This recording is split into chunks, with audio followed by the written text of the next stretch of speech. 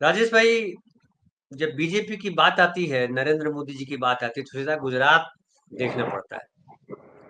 क्योंकि वहीं से उनकी जड़ है, वहीं से मजबूती मिली है, वहीं से लगातार इतने साल से शासन है। राहुल गांधी ने इस बार चैलेंज किया सदन में कि इस बार हम आपके गुजरात आ रहे हैं और आपको हरा के दिखाएंगे। वहां हमने सुना न्याय यात्रा भी कर रहे हैं कांग्रेस के नेता। लेकिन ये जो 2002 में जो स्थिति हुई थी, जो वहां पे दंगे हुए थे, अल्पसंख्यक समुदाय के लोग मारे गए थे, बांग्लादेश को लेकर के बड़ा कोहराम देश में मचाया गया। हालांकि एक आदमी की भी मृत्यु होती है किसी ऐसी दुर्घटना में तो बहुत अफसोसनाक है। लेकिन क्या गुजरात में जो हादसा हुआ था उसमें मुख्यमंत्री गए थे किसी मस्जिद में, किसी मोहल्ले में कि आप डरो मत, हम आपके साथ हैं? और एक तो ये, दूसरा ये कि क्या आपको लग रहा है कि बीजेपी वाकई अकेली पड़ रही है? देखिए 2002 के जो दंगे थे वो पॉलिटिकल दंगे थे। वो हिंदू मुसलमान वाले दंगे नहीं थे, क्योंकि खुद नरेंद्र मोदी ने उस वक्त बयान दिया था कि हर एक्शन का रिएक्शन होता है। उसका मतलब कि जो ट्रेन में हादसा हुआ था उसको वो खुद जस्टिफाई कर रहे थे। दूसरी चीज ये थी कि गोधरा से जो शव थे वो शहर में लाने की जब बात थी, तब जो पुलिस अधिकारी थे उन लोगों ने, सारों ने, उसमें जो संजीव भट्ट अभी उसी के कारण जेल में बंद है, सारे लोगों ने कहा था कि ये करने से पूरा जो है गुजरात वो जलेगा। और उस वक्त भी संजीव भट्ट का ये बयान है, ऑफिशियल कोर्ट में दिया हुआ बयान है कि हमको मुख्यमंत्री ने यह कहा कि लोगों को अपना गुस्सा निकालने दो, वरना वो गुस्सा शासन के खिलाफ निकलेगा। ये एक उदाहरण है किस प्रकार से राजनीतिक सियासत जो है वो लोगों की मौत पर अपना जो है वो शासन बरकरार रखने की या हिंदू हृदय सम्राट की छवि खड़े करने की कोशिश करता है। और दूसरा यहां पर उदाहरण है जो बांग्लादेश का उदाहरण है, जिसमें अल्पसंख्यक वहां पर हिंदू है, और जब हिंदू वहां पर खतरे में है तो यहां पर सिर्फ जो है उसका वोट के लिए उसको बुलाया जा रहा है। लेकिन वहां का जो शासन में बैठा हुआ व्यक्ति है वो मंदिर पर जाता है, वो अल्पसंख्यक से माफी मांगता है, वो कहता है कि ये मेरी फेलियर है। जबकि जो है वहां पर ये हिंदू और मुसलमान वाली राजनीति नहीं है, वहां एक अलग प्रकार की दूसरी राजनीति है। उससे उनको बहुत जो है फायदा होने वाला नहीं, उल्टा कट्टरपंथी लोग हैं वो उनके खिलाफ हो जाएंगे। उसके बावजूद भी ये मैसेज देने की कोशिश कर रहे हैं। उसका एक दूसरा पहलू ये है, जो यहाँ पर ये हिंदू बने हुए लोग सोशल मीडिया पर हर रोज कुछ बात कर रहे हैं। मैं ये समझता हूं कि कोई भी आदमी, वो किसी भी जाति का हो, किसी भी धर्म का हो, अपनी इच्छा से, अपने जो है आर्थिक आयोजन के हिसाब से किसी देश के अंदर जाता है और वहां का नागरिक जब बन जाता है तो फिर वो हिंदू नहीं रहता, वो फिर भारतीय हिंदू नहीं रहता, फिर वो बांग्लादेशी हो जाता है। आपको एक उदाहरण देकर मैं समझाने की कोशिश करता हूं कि अगर परवेज मुशर्रफ या नवाज शरीफ जब हिंदुस्तान आए थे और यहाँ के जो मुसलमान थे उन्होंने मुशर्रफ मुशर्रफ के नारे लगाए होते उनकी सभा में, अब की बार मुशर्रफ सरकार ये सब किया होता, तो उसको हम क्या बोलते? इनको पाकिस्तान भेजने की बात होती, उनको देशद्रोही बताया जाता। तो अमेरिका में बसे हुए जो अमेरिकन नागरिक है, जो मूलतः भारतीय हो सकते हैं, उनकी दूसरी तीसरी पीढ़ी ने तो जन्म भी वहां पर लिया है, वो लोग कोविड के वक्त जो है वो अमेरिका की सरकार की सोशल मीडिया के अंदर आलोचना कर रहे थे, उनकी सरकार और नरेंद्र मोदी के बखान कर रहे थे। वहां पर जब नरेंद्र मोदी जाते हैं तो इंडिया के नारे लगाते हैं, नरेंद्र मोदी के नारे लगाते हैं। जो भी व्यक्ति है वो अपनी इच्छा से, वो सिटीजनशिप जो है वो उस देश की एंजॉय कर रहा है, वो उसको यहाँ पर स्कोप नहीं होगा तब वो वहां गया होगा, या अपना जो धंधा व्यवसाय है उसको बढ़ाने के लिए वहां गया होगा। वहां की सिस्टम की यहाँ पर आके लोग तारीफ करते हैं, उनके हेल्थ की, उनके एजुकेशन के एग्जाम्पल हमको आकर देते हैं। और जब बात आती है तो वो उस वक्त जो है वो भारतीय बन जाते हैं और अपने ही देश के अंदर अपने देश के खिलाफ बोलते हैं।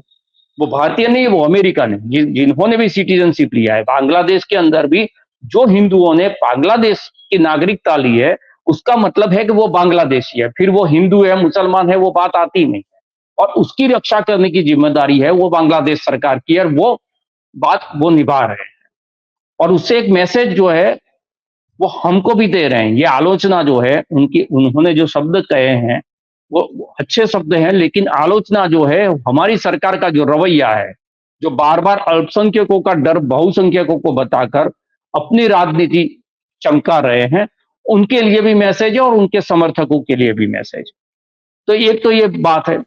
दूसरी चीज ये है, तो ये इनकी मानसिकता है, गुजरात वाली मानसिकता क्या थी।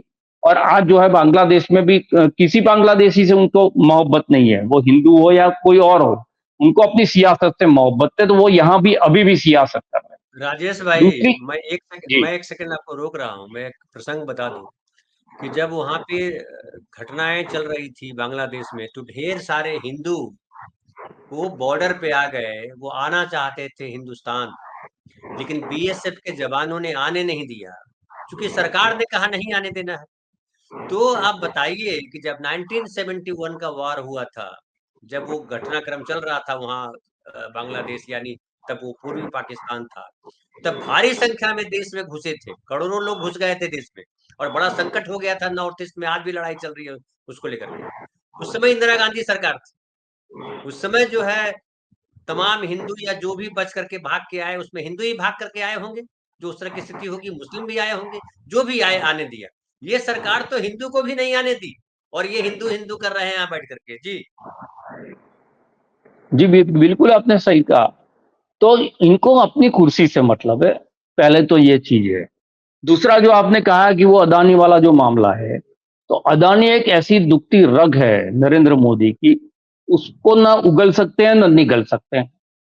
और उसी के चलते जो है इलेक्शन के अंदर अपना अंतर दिखाने के लिए ये एक स्टेटमेंट दे दिया था कि वो अदानी और अंबानी टेम्पो भर भर के जो है कांग्रेस को पैसे देते हैं। तो अपने अपने से जो है पीछा छुड़ाने के लिए वो विपक्ष के साथ है, ये दिखाने की उन्होंने कोशिश की थी। लेकिन अदानी जो है वो शब्द जो है उनके मुंह से नहीं निकलता। आप देखिए जाहिर कार्यक्रमों में अदानी से उन्होंने अंतर रखना शुरू किया, इतना दबाव उन पर बढ़ा है। आप देखोगे तो राम मंदिर के कार्यक्रम के अंदर आपको अदानी नहीं दिखेंगे। उनके विदेश प्रवास में जब हर वक्त ब्रीफकेस लेके अदानी और अदानी के डायरेक्टर वहां पर आपको मिल जाते थे किसी भी प्रवास में, वो अभी नहीं दिखते। तो उनको भी पता है कि क्या किया है इस आदमी ने। और सिर्फ उसने नहीं किया, उसको जो है पॉलिटिकल संरक्षण दिया है, और किसने दिया है वो सारे लोग जानते हैं। तो एक ऐसा मुद्दा है, और उसमें जिस प्रकार से उसके रिपोर्ट आ रहे हैं, सुप्रीम कोर्ट ने भी वो जो बहुत सही कहा किसी ने कि सुप्रीम कोर्ट में जाने का कोई मतलब नहीं है। सुप्रीम कोर्ट ने जो है वो इसी दरोगा जो सेबी है उस पर ही पूरा मामला छोड़ दिया था कि भी आप इंक्वायरी करके हमको बताओ, और उन्होंने कह दिया था उसमें तो कुछ गलत हुआ ही नहीं है। अब क्यों ये कहा था सुप्रीम कोर्ट में, उसका खुलासा ये हिडेनबर्ग रिपोर्ट की ये जो दूसरी किस्त है उसके अंदर आ रहा है। तो ये मामला जो है उससे नरेंद्र मोदी की व्यक्तिगत साख को भी जो है धक्का लगता है, और भारतीय जनता पार्टी को भी उससे धक्का लगता है। और इसीलिए विपक्ष ये समझ गया है कि अभी जो ये सदन का मामला नहीं रहा, ये सड़क का मामला हुआ है। इस चुनाव के अंदर सिर्फ उनका हिंदुत्व फेल नहीं हुआ, उनका जो भ्रष्टाचार पर जीरो टॉलरेंस वाला एक मुद्दा था वो भी फेल हो गया भारतीय जनता पार्टी का। क्योंकि उस यही अदानी है, इलेक्ट्रो बॉन्ड है, उसके बाद भ्रष्टाचारी लोगों को पार्टी के अंदर शामिल कर देना है, दूसरे लोगों को जो है भ्रष्टाचारी साबित करके जेल में डालना है, और फिर चार्जशीट भी नहीं करना है। ये सारी चीजों से ये बात पता चल गई कि भ्रष्टाचार इनके लिए कोई मुद्दा नहीं है, ये सिर्फ सियासत से लोगों को डराने के लिए इसका इस्तेमाल कर रहे हैं। तो उस पर भी वो फेल हो गए हैं। और अब ये जो नया खुलासा है उसमें जवाब देकर जो है ये बुश दंपति फंस गए हैं। उसके जो जवाब दिए हैं उसके जवाब के बारे में हिडेनबर्ग ने मुद्दा सर जो है अपनी बात फिर से कह दी है। तो ये मामला अब ऐसा हो गया है कि जिसके अंदर अगर सरकार उसको बचाने की कोशिश करेगी, और उस सरकार के साथ अगर नायडू भी है और नीतीश भी है, तो सारे के हाथ जलेंगे। और अदानी से जो माल खाया है वो तो भारतीय जनता पार्टी की लोगों ने खाया है, और मार पड़ेगा तो वो सारे लोगों को पड़ेगा, जो 240 प्लस जितने भी लोग हैं उनको, 50-52 लोग हैं उनको। तो ये एक भी ऐसा मुद्दा है कि जो सदन के अंदर विभाजन कर सकता है एनडीए गठबंधन का, जैसे हमने वक्फ बोर्ड के वक्त भी देखा, फिर सोशल मीडिया पर नियंत्रण लाने वाला जो बिल था उसमें भी देखा, फिर जो धनखड़ के मुद्दे पर जो एक स्ट्रेटेजी बनाई गई कि भी महाअभियोग लाएंगे और ये लोग जो है डर से पहले ही ताला लगाकर संसद से भाग गए। तो हर एक मुद्दा ऐसा पकड़ रहे हैं इंडिया गठबंधन के लोग, जिससे नरेंद्र मोदी की परेशानी सतत बढ़ती रहे। और नरेंद्र मोदी जो है, जो पहले क्रीज से बाहर निकलकर खेलते थे, वो रक्षात्मक भूमिका में है, वो अपनी क्रीज से बाहर नहीं निकल पाएंगे। और ये चुनाव आ गए हैं, उसके बाद भी आप देखिए वो दिल्ली छोड़कर बाहर नहीं निकल रहे हैं, तो वो उनको फिक्स कर दिया है। और अब जो है अदानी पर सिर्फ राहुल गांधी बोलते थे, आपने ये भी देखा होगा, दूसरे पक्ष के लोग इतने मुखर होके नहीं बोलते थे। अब की बार आप देखिए तो उद्धव ठाकरे के पक्ष से भी बयान आता है, समाजवादी पार्टी से भी बयान आता है, सारे जो इंडिया गठबंधन के दल है, आम आदमी पार्टी तो पहले से बोलती रही है, तो सारे जो दल है वो अदानी के मुद्दे पर बोलना शुरू किया। तो जो लड़ाई सिर्फ राहुल गांधी लड़ रहे थे कांग्रेस के भीतर से अदानी के खिलाफ, और सिर्फ अदानी बोलने से आप देखिए इनका डर कितना है, सिर्फ अदानी बोलने से उनकी सदस्यता जो है वो चली गई थी। अब दूसरी बार जो अदानी कहा है, तो हो सकता है वो नेशनल हेराल्ड वाला जो भूत है उसको फिर से ये लोग खड़ा करें।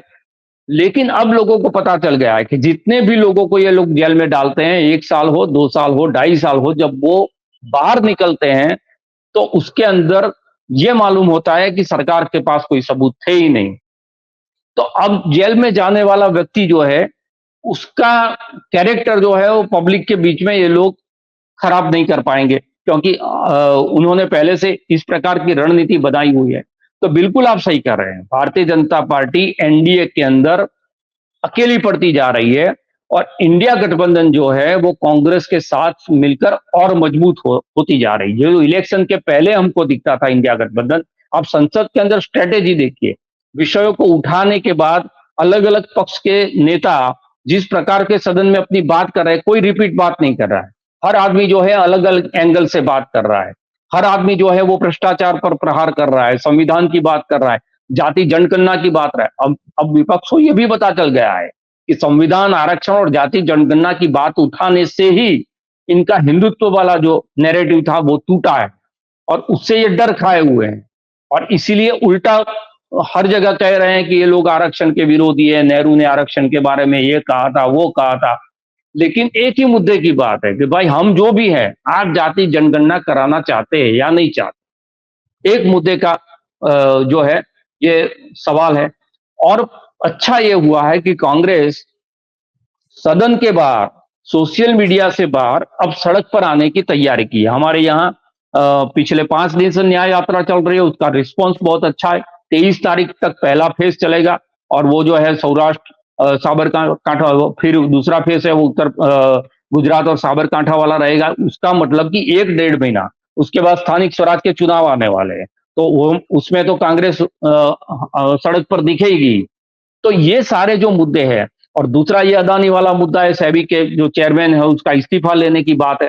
तो जब तक सड़क पर और संसद के अंदर ये बातें दोहराई जाएगी, तब तक लोगों के दिमाग के अंदर ये फिट होता जाएगा कि ये सरकार जो है अदानी को बचाने की कोशिश में है। इतनी सारी बात है, अगर सरकार साफ है, सरकार जो है निर्दोष है, तो एक ही लिटी में कह देती है कि भाई हमको अदानी से कोई लेना देना नहीं, आप जो भी जांच चाहते हो हम जांच देने के लिए तैयार है। लेकिन इनकी मुसीबत यह है कि ये कर नहीं सकते, क्योंकि अदानी के खिलाफ जांच आयोग बिठाना, उसका मतलब कि नरेंद्र मोदी के खिलाफ जांच आयोग बिठाना। और जो संजय सिंह ने कहा था जेल सुधार पर बात करते हुए संसद में, तो जेलों को बेहतरीन कर दो, क्योंकि हम तो रह पाएंगे, आप दोनों नहीं रह पाएंगे, सदन के भीतर ये बात तय है। तो ये सारी जो चीजें हैं, अब आप सोशल मीडिया में भी देखें तो विपक्ष के जितने भी लोग हैं वो 2 मिनट, 2.5 मिनट, 3 मिनट की इतनी रील्स चल रही है, जो पहले कांग्रेस या विपक्ष के खिलाफ चलती थी। अब देखिए पश्चिम बंगाल वाला मामला उठाने की मेनस्ट्रीम मीडिया से बहुत कोशिश की जा रही है, लेकिन वो भी इतने दबाव में है कि उनको कन्नौज वाला मामला भी साथ साथ में डिस्कशन करना पड़ रहा है। तो इस स्थिति के अंदर बिल्कुल भारतीय जनता पार्टी अकेली पड़ती जा रही है, और नरेंद्र मोदी जो है वो कमजोर पड़ते जा रहे हैं।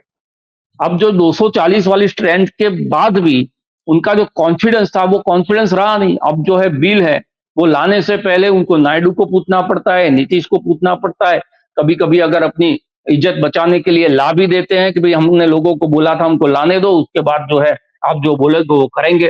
तो वो सारी चीजें अब पब्लिक डोमेन में जा रही है और लोग ये समझ रहे हैं। बहुत सारे लोग जब हम किसी कार्यक्रम में जाते हैं तो बोलते हैं कि यही सवाल होता है ज्यादातर लोगों का, राजेश भाई ये मोदी साहब कितना रहेंगे, दिवाली तक रहेंगे या दिवाली के बाद रहेंगे?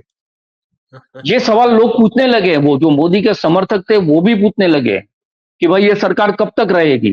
तो ये चिंता जो है भारतीय जनता पार्टी के अंदर भी है कि अब ये सरकार को इसी प्रकार से नरेंद्र मोदी कब तक चला पाएंगे। ये बैसाखियों पर जो है, जो एक आदमी था जो एक अकेला सब पर भारी कहता था, अब एक अकेले पर जो है सारे भारी पड़ गए हैं और उनका बोझ जो है वो उठा नहीं पा रहे हैं। तो स्थिति बिल्कुल बदली हुई है। आपने बहुत ठीक कहा है, स्थिति बदली हुई है। वो विदेशी मामले में हो, देश के मामले में, सारी चीजों के अंदर नरेंद्र मोदी जो है वो अकेले पड़ते जा रहे हैं। और 3-4 राज्यों के जो चुनाव है उसके बाद की जो स्थिति बनेगी, उस स्थिति के अंदर ये जो सवाल लोग पूछ रहे हैं कि मोदी साहब कब तक है, मैं तो एक ही जवाब देता हूं, थोड़े दिन है। इतने दिन गुजरात में तो 30 साल आपने सहन कर लिया है, थोड़े दिन और सहन कर लो। तो उसका जवाब भी जो है वो ये 4 राज्य के चुनाव के बाद हमको मिलेंगे, क्योंकि एक दूसरा नैरेटिव भी खड़ा हो रहा है विपक्ष की तरफ से कि भारतीय जनता पार्टी के अंदर प्रधानमंत्री कौन होना चाहिए। तो बहुत सारी सियासी बातें हो रही है और उसमें बीजेपी कमजोर पड़ती जा रही है। वो कमजोर बीजेपी के साथ नीतीश और नायडू भी कमजोर पड़ना चाहते हैं या अलग हो जाते हैं, वो आने वाले दिनों में पता चले।